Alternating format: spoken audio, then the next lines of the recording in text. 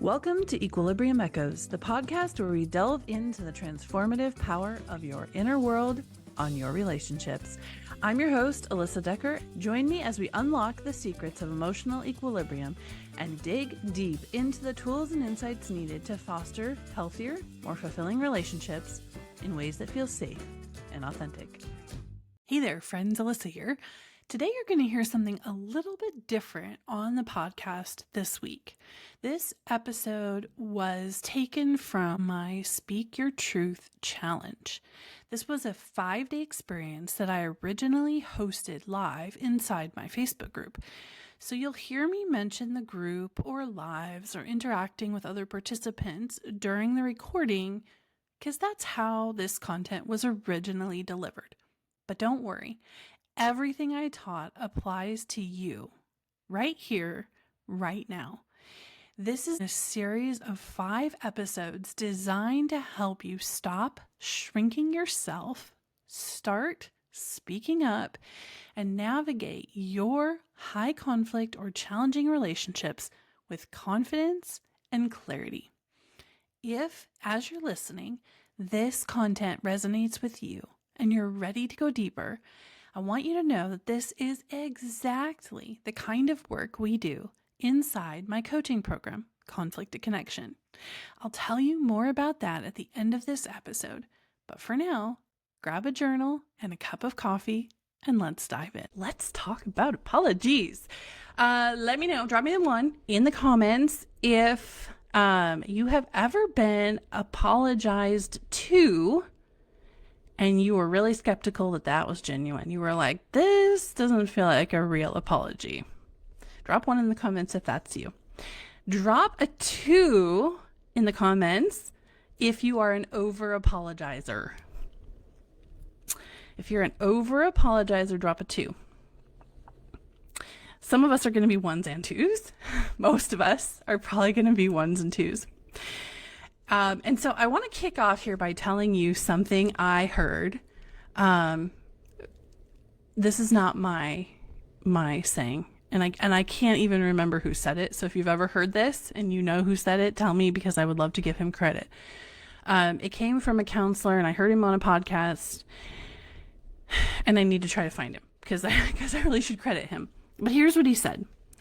The thing about apologies is anytime an apology includes the word but, that word has invalidated the entire apology. Let me say that again. If you hear the word but in an apology, that has completely invalidated the entire apology. Isn't that powerful? Drop but in the comments, 1T, if that is kind of a new concept to you. Here's what it looks like. I'm really sorry that I hurt your feelings, but if you had been listening, you would have heard what I said. Or, yeah, I'm really sorry I didn't take the laundry out of the dryer, but I got distracted doing something else. Right? Do you hear how that word invalidates everything that they said prior? And I think this is a really powerful realization because, but, yes, I hate the word but too, Patricia. Because what we're doing is we're justifying the thing that we are trying to apologize for. And I think it's really powerful because it changes the way that we apologize and it also changes the way we hear apologies. Okay, so I wanted to give you that right at the beginning because when you think along those lines, it's going to help you filter some of the stuff that I'm about to say, that we're about to talk about. All right, so why do we apologize for speaking up? And how to stop. Okay, that's my first point. Many women, especially those of us in high conflict relationships, have been conditioned to believe that our voice is too much, or it's unreasonable, or it's a trigger for conflict. In other words, if you speak up, there's going to be a fight, there's going to be a problem. I've heard that from a few of you this week. And so here's what we do. We soften our words to make them more palatable or because we think that they'll be received better if we back off and we finesse what we're saying. We over-explain ourselves and our boundaries so that we don't sound mean or harsh or unfeminine or unsubmissive or aggressive. Drop me a 3 if you've heard these things. We also tend to apologize for how someone else feels because we believe that if what we say hurts someone else's feelings, we have done something wrong. This is 1000% how I grew up. If you offend the other person, it is your job to apologize. If you hurt their feelings, you must have done something wrong and you must apologize. 4, let's drop 4 in the comments because I want to know who heard that growing up. Here's the truth. We are responsible for speaking with kindness. We are responsible for not using insults, right? Not swearing at the other person, not using derogatory terms. We're responsible for reining in our own anger enough to not just totally lambast the other person, right? So we're responsible for our presentation, but we are not responsible for what comes next. And when you start to realize that, oh my goodness, it will set you free. If you're speaking kindly and someone gets offended, that is about them. It's not about you. Okay? So here's an example of how we can kind of flip this a little bit.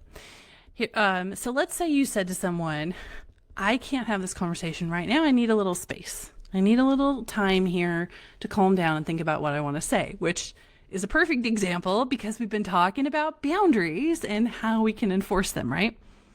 But we might get a response like, wow, I guess I'm just a terrible person then, if you need some space from me, right? Now, the past you or the past me would have said something like, no, that's not what I meant. You're not a terrible person. I'm sorry. I didn't mean to come across that way. I just meant, right? And then we would go into over explaining and over apologizing. So the new response, the boundaried response is, I never said that. Those are not my words, but I still need space. Do you hear that? You hear how there was no apology there? It was just a reiteration of, I still need space. Okay. Vicky says yes, you grew up this way too. Yes. The church is good in so many ways and hurtful in others. Yes. That's a lot about what my book is about, actually, about a lot of the things that I grew up in conservative Christian circles believing that I later learned were not helping me. They were not serving me, and kind of what I discovered the truth to be. All right, so point number 2, that was kind of the explanation of why we over apologize, or why we apologize for speaking up, I should say, because we've been conditioned that when we do that, we are the problem. Okay? We're not the problem. All right, so point number 3 is how to stop over apologizing. We are going to come back to that. But first I want to talk about apologies as manipulation. And here's the crazy thing. Most people don't even consider that an apology can be used as manipulation. Most people believe, at least on a surface level, because they've never thought about it, that an apology is always a good thing. And it's not always a good thing. Okay, so here are some examples of manipulative apologies. I don't remember what number we're on, so let's go back to 1. I'm going to give you 3 examples, 1, 2, 3, and I want you to tell me by dropping the number, if you've ever heard any of these. Number 1, or experienced. Number 1, they apologize just because they want to end the conversation rather than they actually are taking responsibility for anything. Drop 1. if you've heard that. All right, number 2. If they say, I'm sorry, and then follow it up with excuses, blame, or guilt tripping, which is that but we talked about at the beginning. No, that's number 2. Sorry. I'm getting confused with my fingers, y'all. It's Friday. My brain is in Friday mode. All right. Number 3, they use apologies to pressure you into dropping a boundary. How many of you have experienced that? Drop 3 in the comments. 1, 2, 2, 3. Okay. I'm going to see some 3s here in a minute, I'm sure. Okay. So here's an example of a manipulative apology. I said I'm sorry. What more do you want from me? Ever heard that? Here's a response to that. An apology without changed behavior. Yep, there's my 3s. An apology without changed behavior isn't an apology. Or an apology with the word but in it invalidates the entire apology. Okay, so when an apology is used as a tool to manipulate you, now that you've heard this, by the way, this is going to be one of those things now you've heard you can't unhear. Okay? You're going to start seeing it happen in your life. Now, when an apology is used as a tool to manipulate, you do not have to accept the apology, nor do you have to change your boundary. That part kind of goes without saying, okay? But you do not have to accept an apology that is being used in an attempt to manipulate you. Mind blown, right? That's how I felt when I started thinking about that. I always felt like if someone used the words, I'm sorry, that I had to accommodate, or I had to accept that, or I had to stop being mad, or I had to something, right? You don't have to anything when you hear an apology that is intended to be manipulative. So don't let their guilting or that shaming or that whatever tactic they're using pull you back in. Practice those boundaries you have been working on this week and stand firm in your needs or in your statement or in your boundary. Couple more examples. I said I'm sorry. Why are you still mad at me? Okay. You can respond with something like this. This isn't about being mad, and my boundary still stands. It's not about being mad, and what I said is still stands. And by the way, don't repeat what you said, because they know. Don't go into that over-explaining thing. My apologies, this isn't about being mad. My boundary stands. Here's another one. Well, I guess I'm just a horrible person. Okay, I kind of use this one, but here's another response to that. That's not what I said, but I'm still choosing to do what's best for me. Okay? Call them out. That isn't what I said, but I'm still going to choose what is best for me. All right, so a real apology is about accountability and not about manipulation. Now, I'm going to step on a few toes very, very gently, very lightly, because I want you to be aware that when we talk about over apologizing, which is the next section here, we also have to be careful that we do not use apologies to manipulate. Now, I am super duper guilty of this. And I'm calling your awareness to it because it is harmful to you when you do this, as well as harmful to the other person, but especially to you. When you use your apology to manipulate the situation, and I will give you an example of how I used to do that here in a second, you're undermining your own boundaries. You're undermining your own self-trust that you have been building.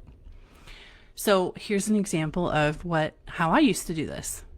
I would say something to my husband, usually related to something we needed him to do or some responsibility that he hadn't followed through with. and he would start to get defensive, and I would immediately say something like, I'm sorry, don't worry about it. What was I doing when I did that? I thought, okay, here's what I thought. I thought in my mind that what I was doing was keeping the peace. I was avoiding a conflict. Okay? But if you've been paying attention all week, you already know there's a few things here going on. One, I was apologizing for his emotional response, which was not my problem. Two, I was using my apology to try to manipulate his emotional response. There's where that manipulation comes in. And three, I was over apologizing. It's like the trifecta of ickiness. And I never felt good when I left those conversations because I felt like I had betrayed myself. So when we talk about over apologizing, I struggled a little bit with putting this section together. I'm going to be honest with you because it's such a big topic. How do I talk about it effectively in 5 minutes? And how do I address all of the nuances and the layers? And I can't. So this is kind of, this is sort of like we're just scratching the surface explanation. Okay. But I'm sharing that example with you to let you know that I understand on a deeply personal level all of the nuances that go into over apologizing. Okay. All right. So here are some common unnecessary apologies that we give. We can apologize for setting a boundary. I'm sorry, I just need some space. Why is a sorry even necessary in that sentence? It's not, right? We're using that to try to soften what we're saying. Okay? We can apologize. This is another unnecessary apology. When we apologize for someone else's feelings. I'm sorry you're upset. We don't need to apologize for someone else's feelings. Not our problem, not our responsibility. Now, if you were unkind, that needs an apology, right? But then the apology is, I'm sorry I was unkind in how I spoke to you. But that's a very different apology than, I'm sorry you're upset. Okay?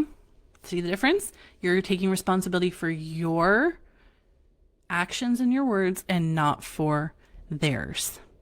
Here's another example of an unnecessary apology. I'm sorry, can I just say something real quick? Who's ever done that one?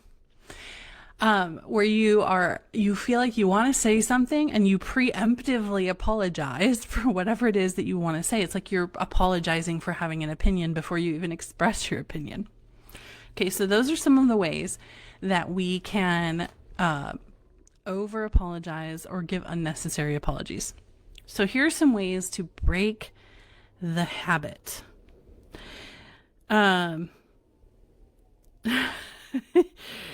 Yes. Okay. Yeah, we always think we're instigating an argument. Well, you know why? Because their behavior, the pattern in the relationship has shown us that the most likely outcome is an argument, right?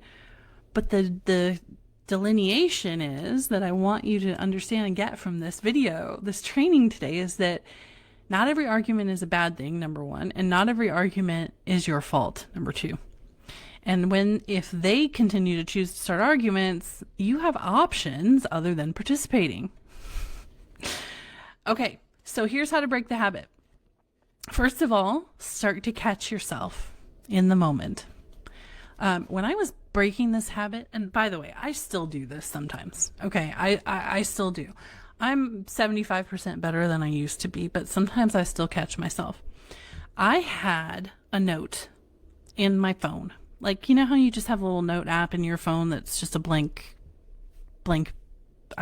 piece of paper? That's probably not the right, blank screen where you can type stuff.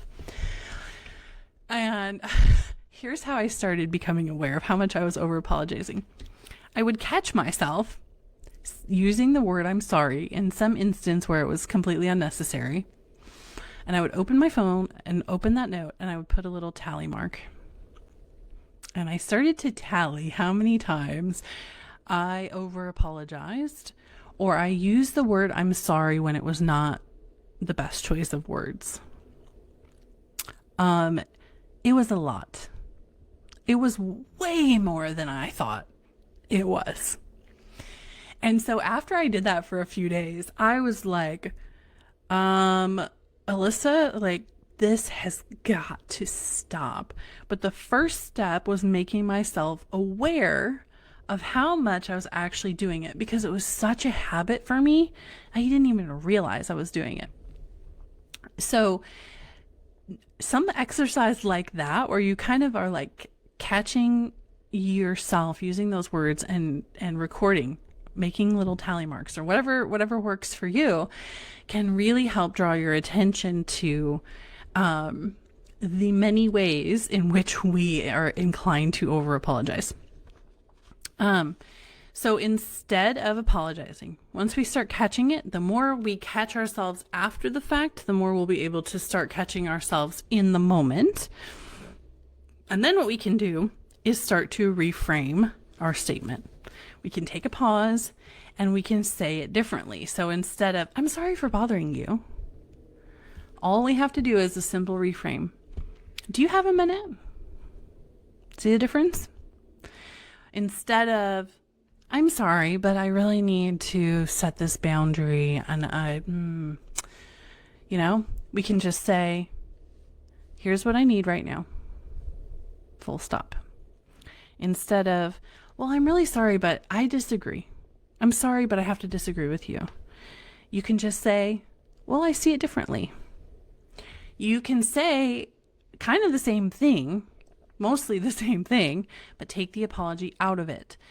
The reason that this is so important, and I know I've already touched on these, but I'm going to touch on them again because they're super important. Number one, when you apologize preemptively before you even do the thing, you're taking the strength out of your own words. You're putting the other person in a position of power. You're saying to them, here you go. Here are my words. Do with them what you will. Like, I don't want to make you mad. You're coming at it from a very weak position rather than a position of strength and power. And that will, with a manipulative person, will invite them to just walk all over you. But number two, and this is probably even more important, when we preemptively apologize for ourselves before we even talk, or when we apologize when we haven't done anything wrong, we are damaging our own trust in ourselves. We've been talking about self-trust all week, right? We're basically telling ourselves what I'm about to say doesn't matter, or what I just said doesn't matter, or the other person's feelings and the other person's responses here matter more than mine. Drop ouch in the comments if that hits home for you. I know it does for me.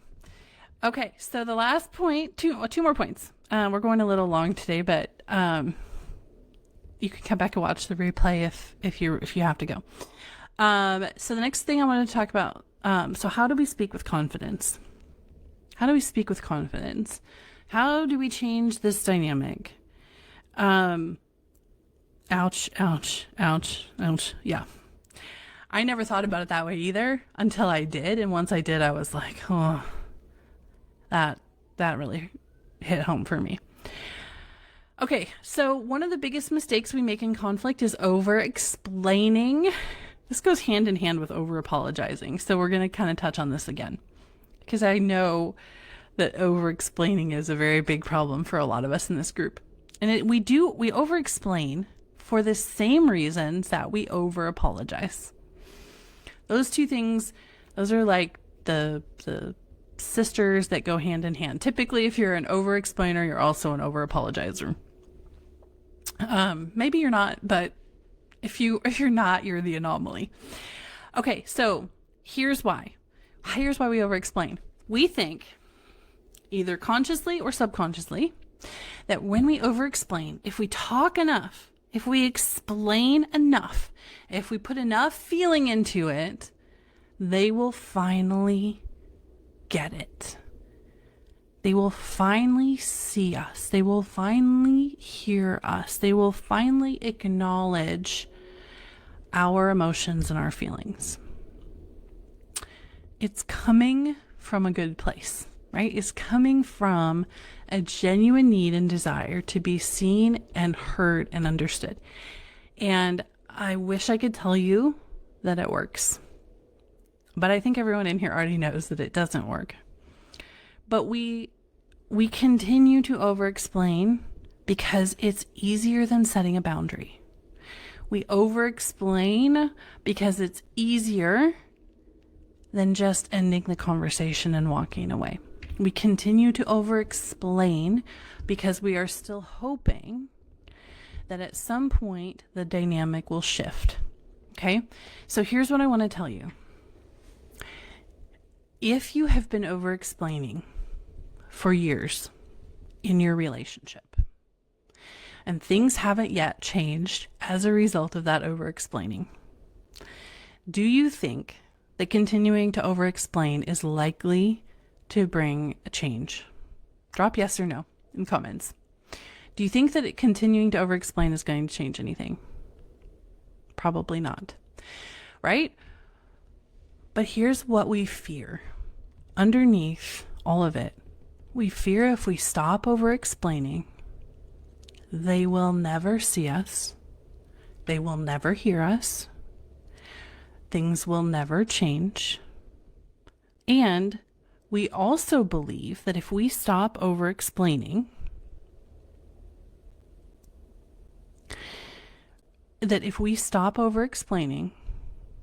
we are then responsible for breaking the connection or breaking the communication or breaking whatever chance of intimacy we had with that person.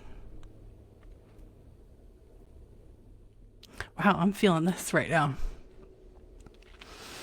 So we continue to over-explain because we still have hope and we still want desperately for the relationship to change. Okay?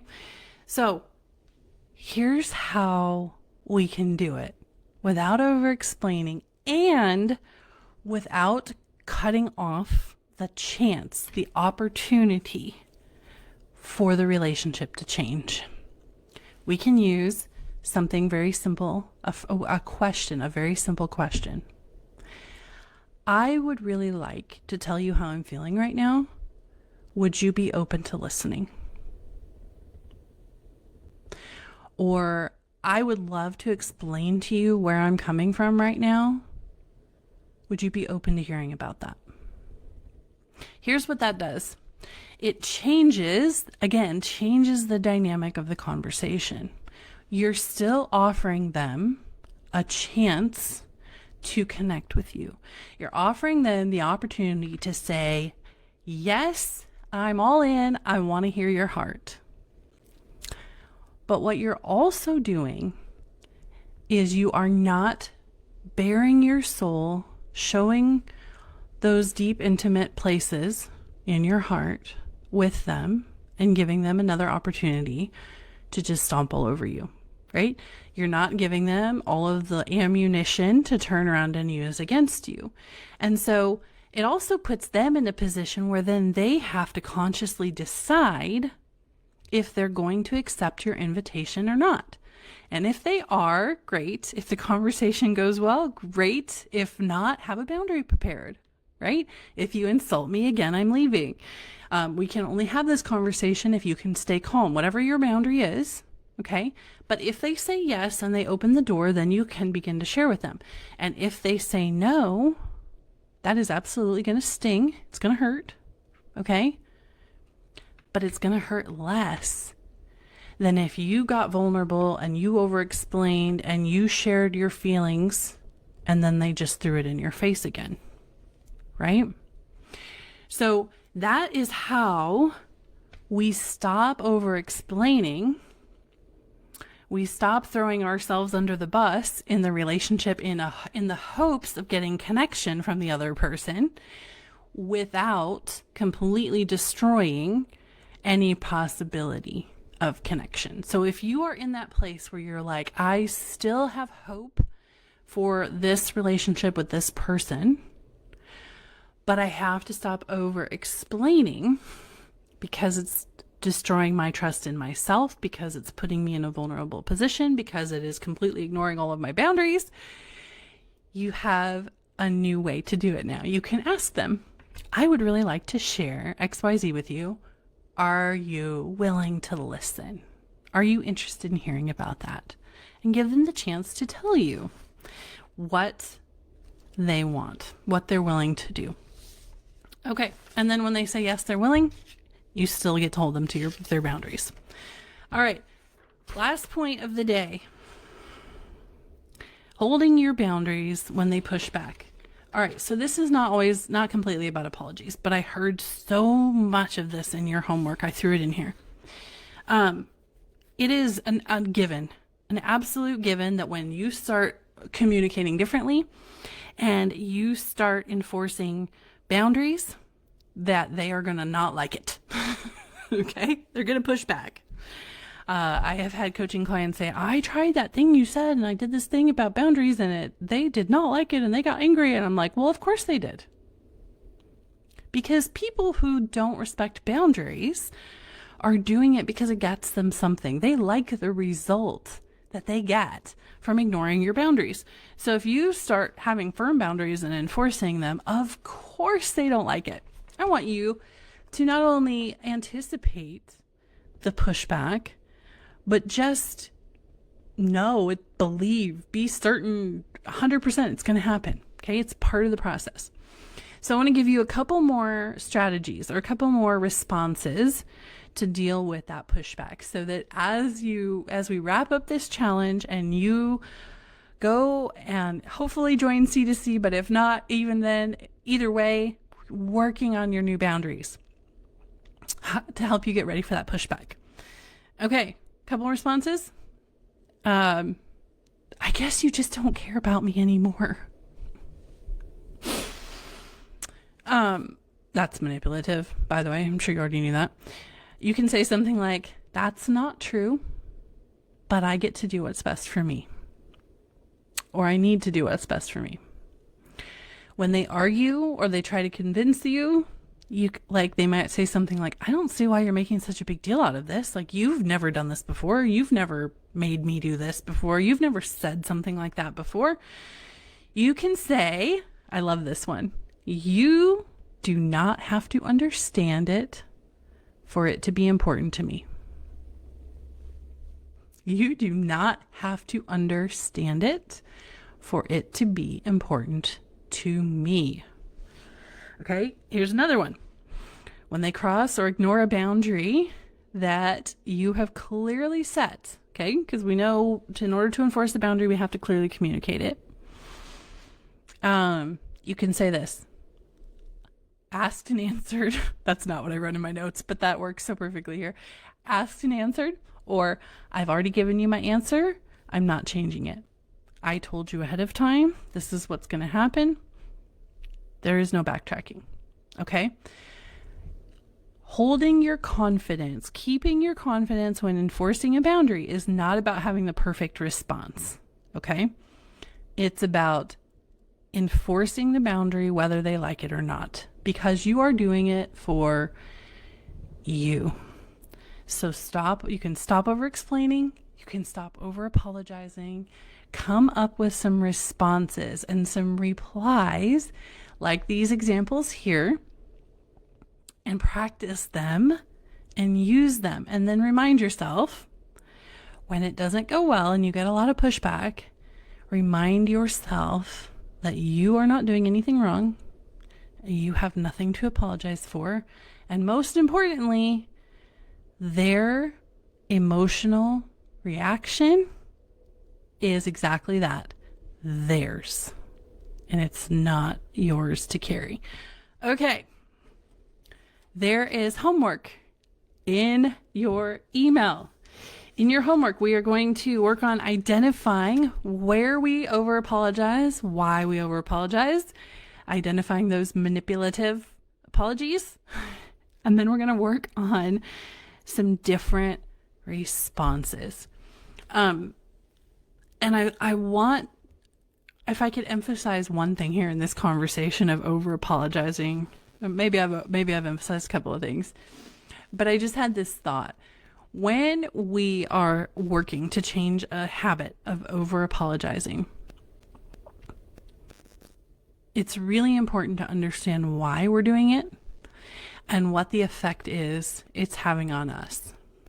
Because otherwise, you won't have the motivation to follow through when you start getting stuck or when you start getting pushback or when it feels really uncomfortable. So dig deep on this one. Figure out, why is it that I get stuck here? And if you're having trouble with that, go back to a specific scenario and recall, what were you thinking? What were you feeling? What was your body telling you in that moment? And you can start to put together clues as to why you are an over apologizer, other than the fact that it's what you were taught when you were a kid, which is something I'm really trying not to do with my kids. Boundaries are not unkind. And so when you can get to the bottom of why you believe that and why you have these behavior patterns, that's 75% of the work in learning how to do it differently. Thanks so much for tuning in today. If this episode really hit home and you're thinking, I need more of this, I would love to invite you to reach out and ask me more about conflict to connection. It's my signature program where we take this work even deeper. We turn your breakthroughs into lasting change with tools, coaching, and support every step of the way. Send me a message on Instagram or Facebook, or email me at alyssa@coachingwithalyssa.com. Check all those links in the podcast notes below. And I'd be honored to hear from you and walk with you on this journey. I'll see you soon in the next episode of Equilibrium Echoes.